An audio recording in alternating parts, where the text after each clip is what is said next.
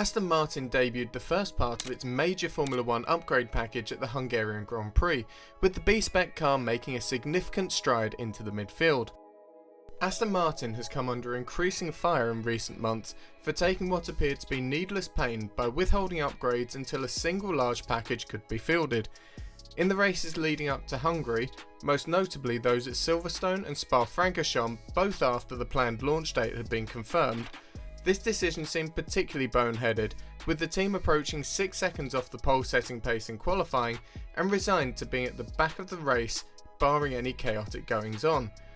To make things worse still, Aston Martin had even dropped several seconds back on next slowest team Cadillac. Providing some background, Aston Martin had entered the 26th season looking to vault itself into the mix with the perceived big teams. Admittedly, the team was not alone in this ambition, but with significant investments in facilities and personnel, including signing the legendary championship-winning designer Adrian Newey from Red Bull, up until the Hungarian weekend, the season had been nothing short of embarrassing. With all this in mind, there was an unimaginable amount riding on this upgrade being a success. We even made a video on the topic, suggesting that senior management changes could be in store had the package failed to live up to the hype. Friday was never going to be the day upon which to judge Aston Martin's progress, with massive amounts of running needed to confirm the aerodynamic correlation between the wind tunnel and the track, as well as the need for drivers just to get a feel of the new machinery. So while Fernando Alonso was able to go 13th fastest in FP1, there was little more than a nod of approval coming from our direction. Similarly, there was no sudden reaction when the Spaniard was back down to 19th place in FP2, or when Lance Stroll suffered a suspension failure in the opening session, which put him out of action for the remainder of the day. A new car will always have teething problems, and, as it transpired, the part that failed was not anything to do with the new upgrades at all.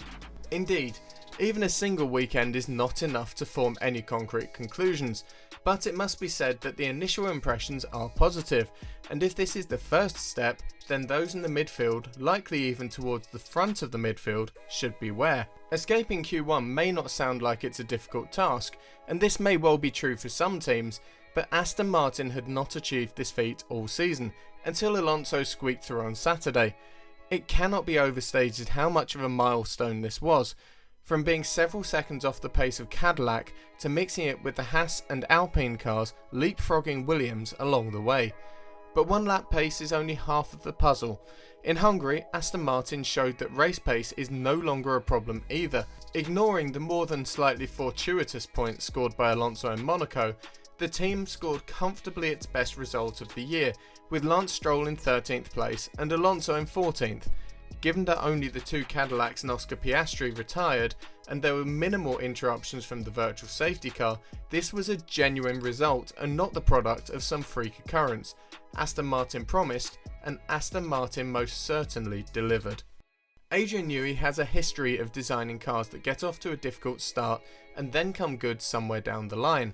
But this can also be said for Honda and its power units, with the McLaren fiasco of 2015 highlighting a similar low point, but a dominant spell with Red Bull in the early 2020s showcasing the other extreme. Following the Hungarian weekend, Cadillac driver Valtteri Bottas suggested that the twisty nature of the Hungaroring may have given a slightly false read of where Aston Martin currently sits, as he believes that the car lacks straight line speed, something that could become clearer at Zandvoort next time out.